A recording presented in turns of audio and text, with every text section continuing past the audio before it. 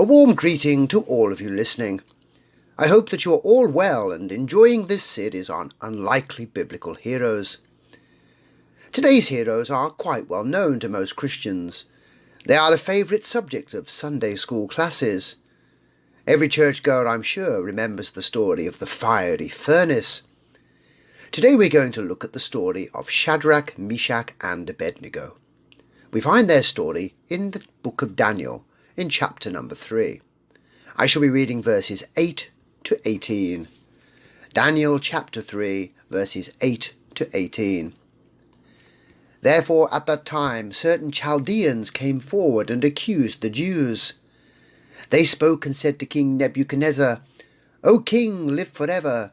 You, O king, have made a decree that everyone who hears the sound of the horn, flute, harp, lyre, and psaltery, in symphony with all kinds of music, shall fall down and worship the gold image.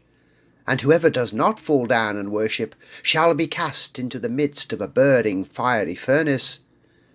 There are certain Jews whom you have set over the affairs of the province of Babylon, Shadrach, Meshach, and Abednego.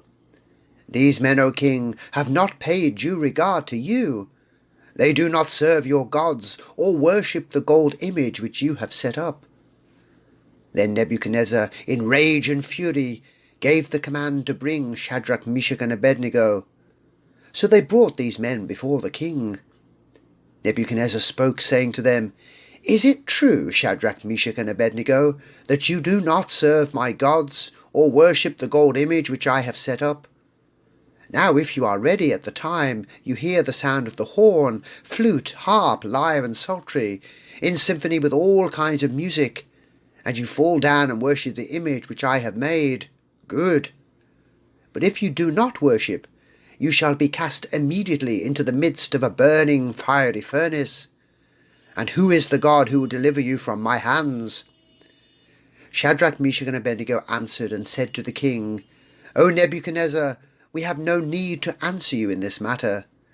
If that is the case, our God whom we serve is able to deliver us from the burning fiery furnace, and he will deliver us from your hand, O king. But if not, let it be known to you, O king, that we do not serve your gods, nor will we worship the gold image which you have set up.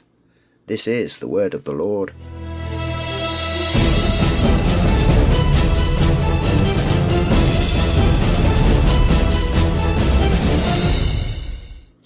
Today we turn our attention to the fascinating story of 3 men taken away into exile and captivity at a young age. But before we look at Shadrach, Meshach, and Abednego, let's briefly review last week's unlikely hero. Last time we looked at the heroic story of Uriah the Hittite. As his title reinforces, this man was not a Jew. He came from the land of the Hittites. The Hittite Empire covered a large part of what is today modern Turkey, but also stretched down into parts of what would later become Syria and Lebanon. The Hittites were a people group who in Deuteronomy chapter 7 are described as one of 7 nations mightier and stronger than the Israelites, a nation that they would need to fight and conquer. So quite how Uriah came to leave his own people and join David's army is yet another intriguing Bible mystery. He not only joined David's army, but he went on to excel as a soldier. He is described as being one of David's mighty men in 2 Samuel chapter 23. This means that he had demonstrated through valiant service and action to be an exceptional warrior, what today we would describe as being an elite level soldier. When spring rolled around, he was naturally part of the army sent out by David to the province of Ammon. King David, of course, should have been leading this force. As the monarch, that was his rightful place, leading the nation from the front. But he had chosen to remain in the city of Jerusalem. One afternoon, whilst walking on his flat roof, he spots a beautiful woman bathing. His eyes linger, and the lust builds up within him. He simply must have this woman. Unfortunately, this was Bathsheba, the wife of Uriah. Sadly, though, this does not deter David. Following a one-night stand, Bathsheba became pregnant with David's child. David now has a major problem on his hands. Such a scandal could destroy his reputation and legacy. He recalls Uriah back from the front on the pretense of finding out how the war was going. What he really wants is for Uriah to go and sleep with his wife. This will cover his shame by making it look as if the child is his. Uriah, however, is a man of great integrity. He will not go and enjoy the comforts of home when his fellow soldiers are suffering in battle. Instead, he chooses to sleep at the entrance to the palace with the other servants. This exasperates David, who tries again to persuade him to go to his wife, this time by plying Uriah with alcohol. Again, Uriah's resolve stands firm. Even drunk, he will not abandon his principles. Nothing, it seems, will shake this man's allegiance to the men. David then is left with just one option. He must do away with Uriah. David sends Uriah back to the front lines with a note to the military commander Joab. The note informs Joab that he is to send Uriah into the fiercest battle, then withdraw the troops and allow him to be killed. Joab slightly changes the plans, but the end result is the same. Uriah is killed. David's problem is resolved, and he can live happily ever after with Bathsheba. Well, not exactly. Read for yourself what happens following this. Uriah is remembered then as being a strong and dependable man, a man of great integrity, someone who would not compromise on their principles and values. And it's for this reason that he makes it onto our list of unlikely heroes. Today's unlikely heroes are, as I mentioned before, Shadrach, Meshach and Adednego. When we think about the book of Daniel, what stories stand out to us? Well, I suppose we might think about the strange dreams or visions that both Nebuchadnezzar and Daniel have. And I'm sure we would all recall the tale of Daniel in the lion's den. And who could forget the three men with strange names being thrown into the fiery furnace? All of these are Sunday school favourites. The story that we will consider today is a wonderful and uplifting tale of courage, conviction, faith and a rock-solid reluctance to compromise. There is then a great deal that we can learn from these three young Hebrew men.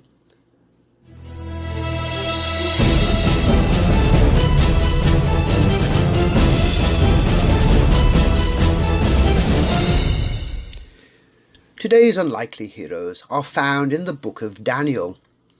It's one of the most fascinating pieces of literature that we find in the Bible. A wonderful, and let's be honest here, at times baffling mix of narrative history, prophetic oracle, and apocalyptic material. In 2 weeks' time, Lord willing, we will begin a sermon series examining verse by verse and chapter by chapter this amazing book. At that time I will provide you with a much more thorough introduction. So for now, let me just provide you with a very brief overview. What's the book of Daniel about? Well, the narrative begins right after Babylon's first attack on Jerusalem. This occurred in the year 605 BC. The Babylonian forces were led by the newly installed King Nebuchadnezzar II. As with many new kings, he wished to demonstrate his power and might by expanding his empire. The Babylonian forces were very successful. They conquered Judah, and ultimately the city of Jerusalem fell. The temple was plundered, and many of the priceless temple treasures were stolen and transported back as prizes to Babylon. Nebuchadnezzar, however, was not satisfied with this. He also wanted to take back some human plunder.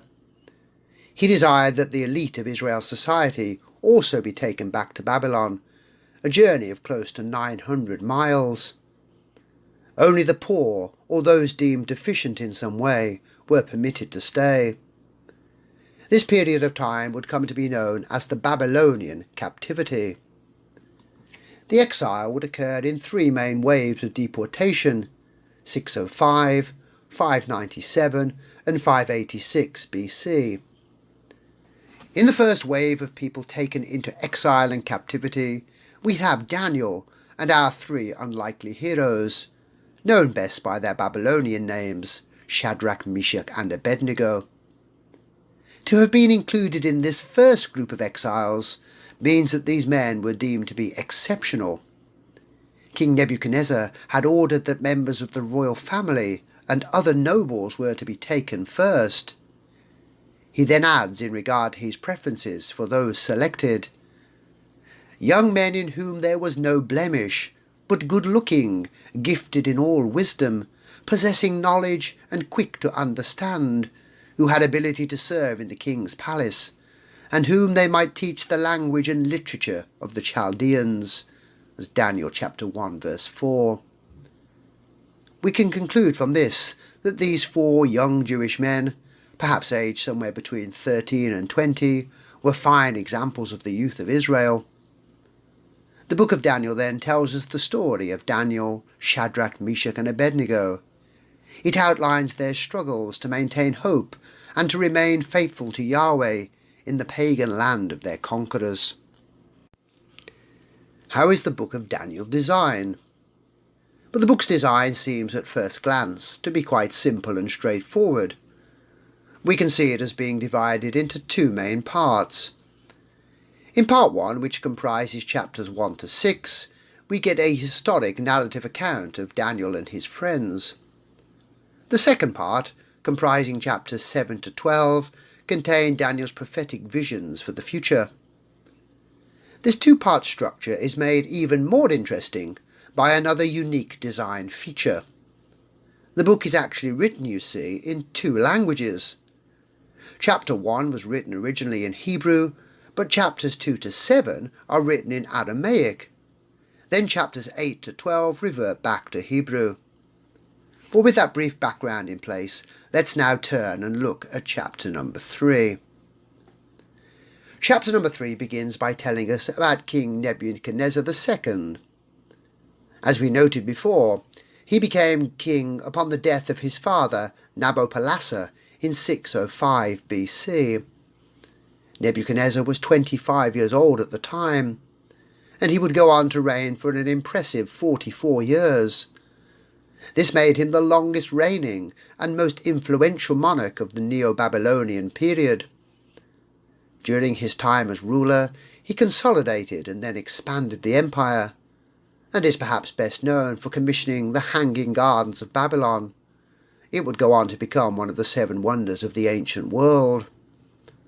Here in verse 1 of Daniel chapter number 3, we are told that Nebuchadnezzar made an image out of gold.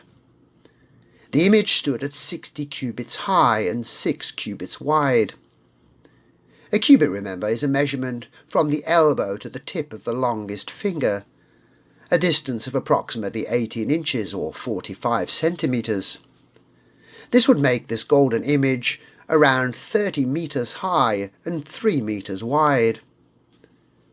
In case you're wondering exactly how tall that is, it's the equivalent to 10 fully grown elephants stacked up one on top of the other. Some have scoffed at these dimensions, claiming that ancient people could not have built such a thing. We should remind such people that the Colossus at Rhodes, another ancient wonder, stood at a height of 70 cubits. There is considerable debate regarding the actual appearance of this image. What exactly did it look like? There are, I think, 3 likely possibilities. Number 1. It was an obelisk. The long, slender proportions align with such a structure. We know from ancient history that obelisks were a common feature in pagan worship. We have numerous examples still surviving from ancient Egypt, and they are still highly visible today. Paris, Washington, London and Rome all have prominent obelisks. The obelisk is essentially a large phallus representation. Sorry to be so crude, but it is designed to represent an erect penis. Idol worship in many places in the ancient world had a strong connection with fertility and sex. We see a reference to such things given by the prophet Ezekiel. "You have also taken your beautiful jewelry from my gold and my silver, which I had given you, and made for yourself male images, and played the harlot with them." Ezekiel 16:17. So it's possible that this golden image was an obelisk. Number 2. It was an animal or hybrid of some kind. The idol may have represented an animal, or a combination of a human and animal, a hybrid. We see lots of such images and statues from ancient Egypt. My personal favourite hybrid is Sobek. He was the Egyptian god of power and fertility, and he is represented, of course, as having a man's body with a crocodile's head. Archaeologists have discovered Babylonian images of this type, so this golden image may have been an animal or a hybrid of some kind. And thirdly, it was a human figure. Was the image created to resemble a human figure? Well, let us be honest and say that the proportions are a little strange. The normal physical proportions of the human body is 5:1, but Nebuchadnezzar's image height and width would have been closer to 10:1. So if it were a human figure, it would have had to have been a very long and slender person, or else have had a distorted proportion. If it was a human figure, who might it have been designed to represent? Was it a representation of one of Babylonian's numerous gods? Marduk would be a strong candidate. He was, after all, the national god of the Babylonians. Or perhaps, knowing as we do the great vanity of Nebuchadnezzar, was the golden image designed to resemble himself? We should not overlook the dream that he had back in Daniel chapter 2. The king had dreamed of a large statue of a man. Daniel is granted by God the gift of interpreting this dream, and he explains how each part of the statue, made of a different material, represented a succeeding kingdom or empire. The golden head of the statue represented Nebuchadnezzar and the Babylonian Empire. So has this thought literally gone to Nebuchadnezzar's head? Has he become so proud that he has made this golden image to represent his own glorious empire? It's certainly a strong possibility. A brief mention in passing of the image's golden appearance. It's highly unlikely that a statue of these dimensions would have been of solid gold. It would have taken a huge amount of gold to make a solid statue of this size. It was therefore probably a wooden frame covered with a thin coating of gold. We have other biblical examples of such a practice. The golden altar that we read about in Exodus chapter 39, for example, was actually wood overlaid with gold. And idols overlaid with gold are mentioned in Isaiah in a couple of different places. Why did Nebuchadnezzar erect such an image? For what purpose was it intended? The Bible does not tell us, and this gives us a little room to speculate. Here's one idea. One of the major issues experienced by all rapidly expanding empires was one of unity and cohesion. The issue is as follows. When you rapidly conquer diverse people groups, how can you most effectively bring them together and create a unified whole? One way is to rally them around a central concept or ideology. The Roman Caesars did exactly the same thing. They ruled over a vast empire that encompassed a wide range of different people groups. So how did they go about fostering unity? They did it by making the people come and publicly worship Caesar as if he were a god. You could follow any other religion or belief system that you liked, provided that you came and bowed the knee to the emperor. We see this to some degree in contemporary America. People of all different ethnic, cultural and religious backgrounds come together to pledge allegiance to the flag and all that it represents. So was Nebuchadnezzar trying to bring a fragmented group of people together around this golden image? Was he in effect saying, "Let us come together and unify around my image and the power and authority that I exert"? Whatever his reasons, it should act as a cautionary warning to all of us. We must be wary of creating and venerating idols in our own lives. Now I know that none of you has a large golden statue in your home that you bow down to. But the truth is that anything that takes God's rightful place at the centre of our thoughts and affections can become an idol. Dr. Andrew Blackwood, Professor Emeritus of Princeton, was once asked about what Americans have as their idols. This is what he said: "America has these following gods: self, money, pleasure, sex, romance, amusements, sports, and education." America is not so different from Korea, the UK, Canada, or anywhere else. So it's wise for us periodically to just take a moment and consider whether we have allowed anything to assume God's rightful place. Have we allowed anything to nudge our Creator to one side? Let me remind you of the first commandment. In Exodus chapter 20, verse 3, we read, "You shall have no other gods before me." Anyway, back to Nebuchadnezzar. The image that he created was erected in the plain of Judah.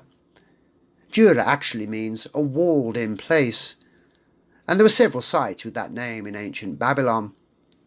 This means, of course, that the exact location of this place remains unknown today. Over the years, archaeologists have proposed a variety of possible sites. One very likely spot was discovered on a mound about 6 miles from the city of Babylon. A large square brick base was discovered, which would have made a suitable foundation for this large image. Picture the scene in your mind and the effect that it was designed to have. This very tall and thin, large golden image standing on this brick foundation in the middle of this large, flat, open plain. It would have been visible for many miles in every direction. It would have dominated the environment and captured the people's attention. Exactly what Nebuchadnezzar would have wanted. With his golden image complete, Nebuchadnezzar sent official messengers to all the provinces of his empire. 8 different officers of the state are particularly named, and they would represent the people, just as politicians do today. They were to come and gather together in the plain of Judah for the dedication of this monstrous image. Upon a musical cue, they are to bow down and worship this image. I want you to notice the use of the word worship. It appears 11 times in this chapter. You see, this was more than just a political assembly. It was far more than just a gathering of the nation's movers and shakers. It was purposefully designed as a religious service, complete with emotion-stirring music. King Nebuchadnezzar intends to use this as a test of allegiance or loyalty. "Bow down to this image, and I will know that you are with me. Refuse to bow down, and I will know that you are against me. The fate for those who do not bow down will be a quick, hot trip to the fiery furnace." All goes exactly to plan. At the sound of musical fanfare, all the people, nations, and languages fell down and worshipped the gold image which King Nebuchadnezzar had set up. Or did they? Time to meet our 3 unlikely heroes. Verses 8 to 11. "Therefore at that time certain Chaldeans came forward and accused the Jews. They spoke and said to King Nebuchadnezzar, 'O king, live forever. You, O king, have made a decree that everyone who hears the sound of the horn, flute, harp, lyre, and psaltery, in symphony with all kinds of music, shall fall down and worship the gold image. And whoever does not fall down and worship shall be cast into the midst of a burning fiery furnace.'" We have a word in English for people who did what the Chaldeans did here. We call them a snitch or a grass. These are words that describe people who secretly tell someone in authority that someone else has done something bad. We all have a particular dislike for such people. We have here then in this group of Chaldeans the biblical example of some snitches. The term Chaldean refers both to a culture, a people group, and to a profession. The Chaldean people were so closely associated with divination and astrology that anyone else who engaged in these occult practices were genetically referred to as Chaldeans. We should also note that these men were not regular citizens. These men were nobles, members of the royal court. They were unhappy that foreigners, Jews, had been promoted over them. Let me briefly remind you about how this all came about. In chapter 2, King Nebuchadnezzar nearly executed all his advisors over a disturbing dream. Daniel, though, was given a vision from God, which allowed him to interpret the dream and solve the mystery. In response, and as a sign of his gratitude, the king elevated the 4 Jewish men, Daniel, Shadrach, Meshach and Abednego, to positions of power. This most likely had the effect of making others in the royal court extremely jealous. So this group of Chaldeans are not bringing these charges to the king because they are offended by these lawbreakers and their shameful breaking of the king's decree. No, they are hoping to personally profit by having these 3 Jewish men removed from their positions of power. They approach the king in a suitably grovelling way and explain that the Jews are not falling down and worshipping the golden image. They remind him of the promised fate of all who fail to show their allegiance to King Nebuchadnezzar. This incident shows us that the evil of anti-Semitism has a long and sordid history. Throughout history, the Jewish people have been the continual target of Satan and his followers. They are hated because God loves them and made them his chosen people. People are often puzzled about why there is such animosity towards Jews. Why does this small group attract such ire? Anti-Semitism is often wrapped in many layers and justified in various ways. You've probably heard some of these arguments made. The Jews have too much power. The Jews killed Jesus. The Jews secretly run the world. The Jews think they are better than everyone else. But the real answer to all of the hatred is actually very simple. The world hates God and everything that he loves. And that means that the world hates Jews. Today we are again seeing a rise in hatred towards the Jewish people. Anti-Semitism, it seems, in many places today is the default position.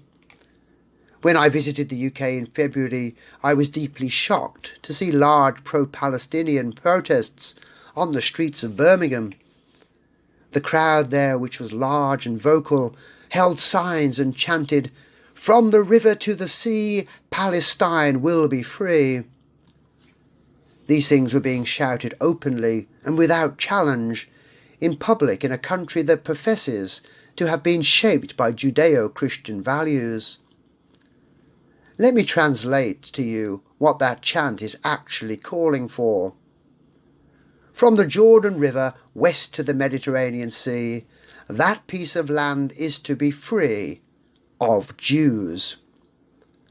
What you may ask is to happen to all of the Jews in such a scenario, the entire nation of Israel? Well, they are to be driven, preferably eliminated from their homeland. Eliminated from the land, don't forget, that God gave them. Such a thing will never, of course, take place. God has not finished with the nation of Israel. Let us read on and see what else these Chaldeans have to say. Verse number 12. There are certain Jews whom you have set over the affairs of the province of Babylon, Shadrach, Meshach and Adednego. These men, O king, have not paid due regard to you, They do not serve your gods or worship the gold image which you have set up. Here the three offending Jews in question are named and charged with an offence. They stand accused of not conforming to what was expected of loyal government officials, namely that they bow down to or worship the golden image and all that it represented. As we noted before, we are not sure what form this statue or image took. So it may have been that they were seen as being disloyal in not bowing down to the king, or that they were impious in not bowing down to a Babylonian deity. It certainly appears that this golden idol or image was intended to bring together both religion and state in some way. The three Jewish men are referred to here by their Babylonian names. Back in chapter 1, when we first meet them, they are referred to by their Hebrew names. Shadrach is really Hananiah, Meshach is Mishael, and Abednego is Azariah. Upon arrival in Babylon, they are given new names. Why, you may ask, did this take place? Well, all three of these Hebrew names had meanings connected to faith in God. Their names were changed as a way of encouraging them to forget the God and traditions of their homeland, and to become conformed to the ways and gods of Babylon. It was an approach that today we refer to as forced assimilation.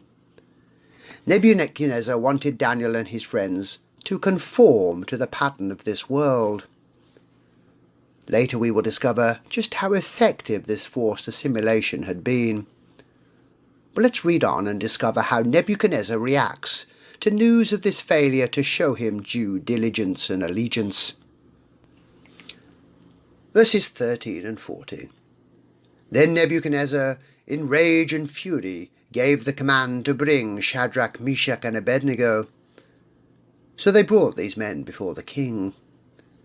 Nebuchadnezzar spoke, saying to them, Is it true, Shadrach, Meshach and Abednego, that you do not serve my gods or worship the gold image which I have set up?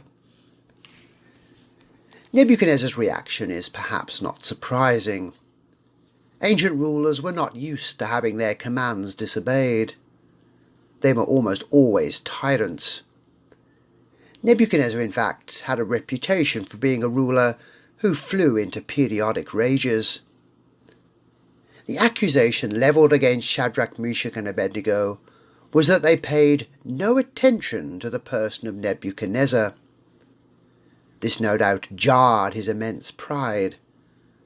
How dare these men, who he had elevated and promoted to positions of power and prestige, openly disrespect him in this way? And yet he calls them to him and gives them a chance to explain what is going on. This is a serious charge, and presumably out of the ordinary for these usually well-behaved and obedient young men. We might even read in his tone here a sense of disbelief. Can it really be true that, knowing what will happen to you if you don't bow down, you still refuse to do so? It must have been a terrifying experience for these three young Jewish men, to stand before a raging king. How tempting it must have been to have backed down and gone along with what was asked of them. Just bow down, even though your heart's not really in it. All they want is to see you comply. What's the harm in appeasing them? How often we might have had these or similar thoughts. My conscience tells me it's wrong, but surely there's no harm in just keeping quiet and pretending. But I'm afraid there is great harm in submitting. To yield is to seriously harm our Christian witness.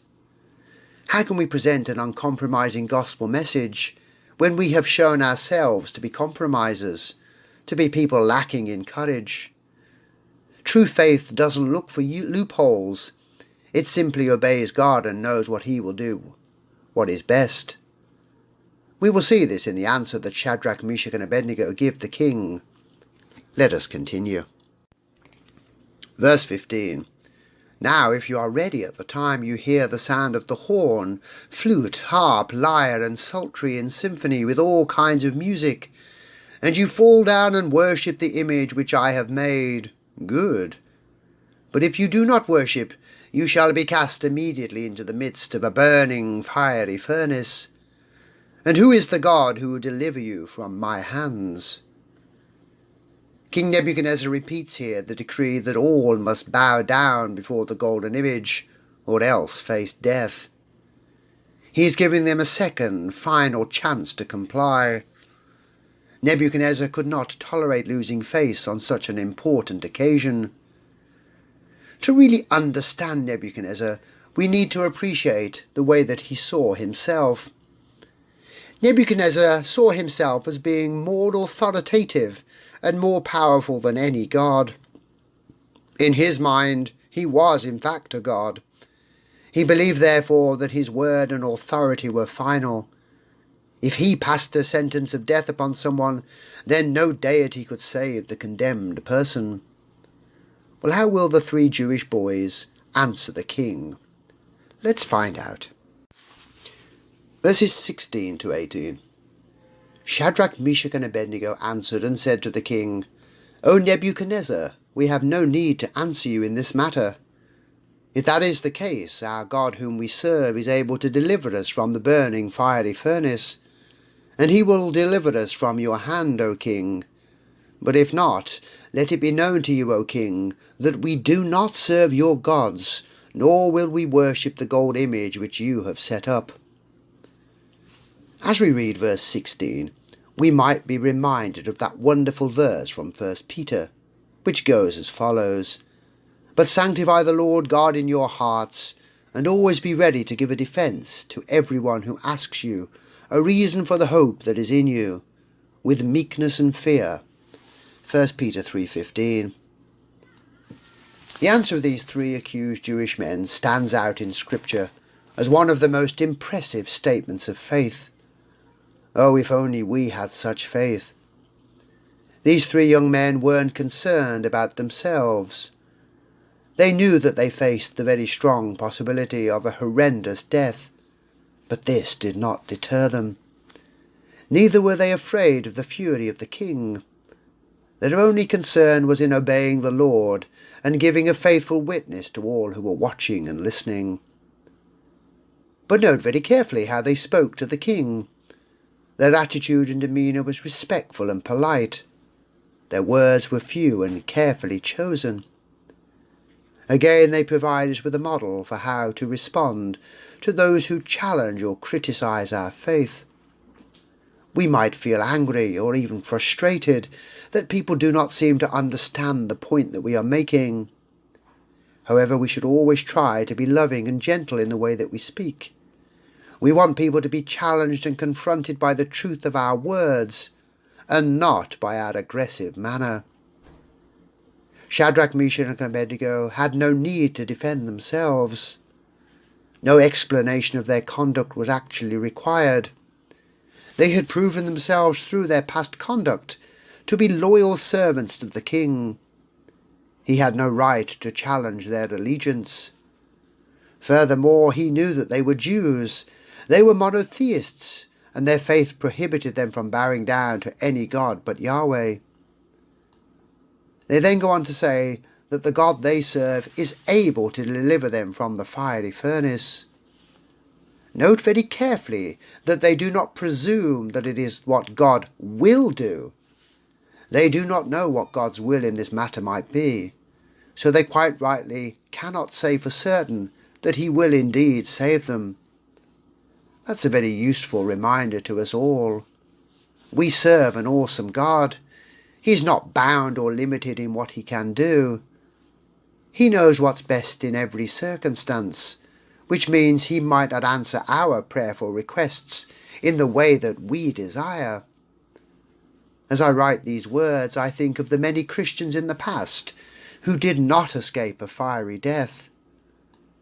The Roman Emperor Nero burned Christians at the stake in his garden. John Hus was burned at the stake in 1415. And as an Englishman, I feel acute sadness that Hugh Latimer, Nicholas Ridley and Thomas Cranmer, 3 Protestant reformers, were burnt at the stake in Oxford in the year 1554. As the flames closed in upon them, Hugh Latimer's last words were as follows: "Be of good comfort, Master Ridley, and play the man. We shall this day light such a candle, by God's grace, in England as I trust shall never be put out." God chose in his wisdom not to save these people from the flames, but we are reassured that he saved them in a far more significant way. And this is in essence what Shadrach, Meshach and Abednego are saying when they tell the king that either way they will be delivered from his hand. Either God saves them from the flames, or else they perish and go to be with him. In either case, they are delivered from King Nebuchadnezzar. They conclude their answer to the king by saying something which must have taken great courage and great faith to say. They tell the king that they will never worship the Babylonian gods or bow down to his golden image. Nothing he could do to them would ever break their commitment to Yahweh. They were determined to be faithful to God no matter what. Even if that meant death, they trusted the Lord with the outcome. And this is where we end our story of Shadrach, Meshach and Abednego. 3 courageous Jewish men standing unwaveringly before a furious King Nebuchadnezzar, unwilling to back down or submit to his demands, ready and willing to die if that was God's will. I'm sure that you are aware of how the story concludes. Let me summarize it for you briefly. They were thrown into the fiery furnace, where they were burnt to a crisp. No, of course, this is not what happened. God delivered these courageous men from the flames and rewarded them for their faith. We, along with all the Christian generations that came before us, rightly hold them up as heroes because they refused to compromise. They model for us the kind of commitment that we are to exhibit. Their faith remains solid even when faced with potential death. Well, let us bring this study to a close by considering what we can learn from the example of Shadrach, Meshach and Abednego. Lessons to learn. I have 2 points to make from today's study. Number 1. Have complete trust in God. As they stood before the rage-fueled Nebuchadnezzar, what must have been going through Shadrach, Meshach and Abednego's minds? It's hard to believe that they did not have some trepidation or fear. They knew that the awesome and mighty God they served could, if he wished, deliver them from this situation, but they did not know if he would. Despite this, their trust remained unshakable. Romans 5 tells us that God may allow trials and difficulties in our lives to build our character, strengthen our faith, or for other reasons unknown to us. This means that our trials and tribulations may at times puzzle us. We often do not understand what purpose they serve. Despite this, we must trust that God can only ever do what is best and most appropriate in any given situation. All that is required of us is that we put our complete trust in him. Number 2. Never compromise on the things that matter. What does it mean to compromise? To compromise is to make concessions or accommodations for someone who does not agree with a certain set of standards or rules. Compromise is not always a bad thing. For example, a good and successful marriage requires compromise. If a husband or wife refuses ever to concede on a point or issue, it will only ever lead to intense frustration and bitterness. So some compromise is good. But when it comes to the principles of our Christian faith, compromise is never good. And here's why. Compromise is dangerous because of the subtle way that it approaches us. Compromise, by definition, doesn't involve a wholesale giving in to worldly ways or ideals, but compromise encourages us to accommodate them. This was what faced Shadrach, Meshach and Abednego. When faced with the decree to bow down before a pagan idol, What could they do? Compromise would have told them to bow down. They could have justified such a decision in many different ways. It's just an act. We don't really mean it. We still love and seek to serve Yahweh. We can do much more good work if we carry on in our government roles. But such a compromise would have been a disaster. When it comes to the principles of our Christian faith, we must never compromise. There are many possible ways that we might fall into compromise, but when the temptation arises, let us pause. May we remember that we are called to live out our biblical beliefs. It's action plus words. It's pointless to know and speak up for truth if we do not also act on that truth in the way that we live. The truth is that Shadrach, Meshach and Abednego knew that they could never bring the world to God by becoming like the world. If they compromised, they were no better than all those other Babylonian officials. The same applies to us. We will never be able to bring the world to Christ by becoming like it. May we then never compromise on the things that matter.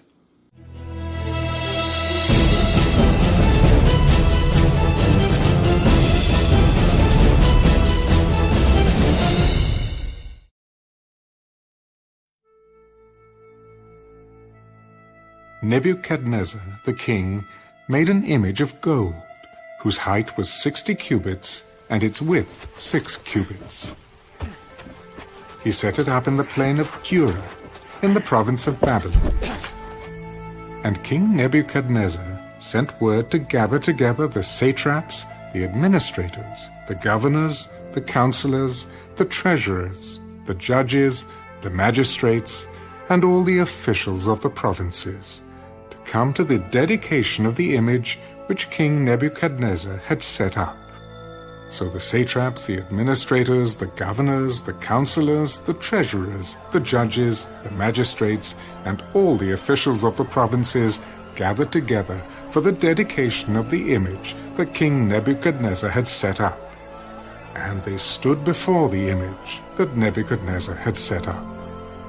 Then a herald cried aloud, "To you it is commanded, O peoples, nations, and languages, that at the time you hear the sound of the horn, flute, harp, lyre, and psaltery in symphony with all kinds of music, you shall fall down and worship the gold image that King Nebuchadnezzar has set up.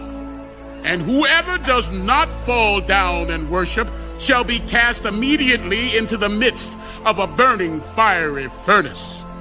So at that time, when all the people heard the sound of the horn, flute, harp, and lyre in symphony with all kinds of music, all the people, nations, and languages fell down and worshipped the gold image which King Nebuchadnezzar had set up. Therefore at that time certain Chaldeans came forward and accused the Jews. They spoke and said to King Nebuchadnezzar, "O king, live forever. You, O king, have made a decree that everyone who hears the sound of the horn, flute, harp, lyre, and psaltery, in symphony with all kinds of music, shall fall down and worship the gold image. And whoever does not fall down and worship shall be cast into the midst of a burning, fiery furnace. There are certain Jews whom you have set over the affairs of the province of Babylon, Shadrach, Meshach, and Abednego. These men, O king, have not paid due regard to you. They do not serve your gods or worship the gold image which you have set up." Then Nebuchadnezzar, in rage and fury, gave the command to bring Shadrach, Meshach, and Abednego. So they brought these men before the king.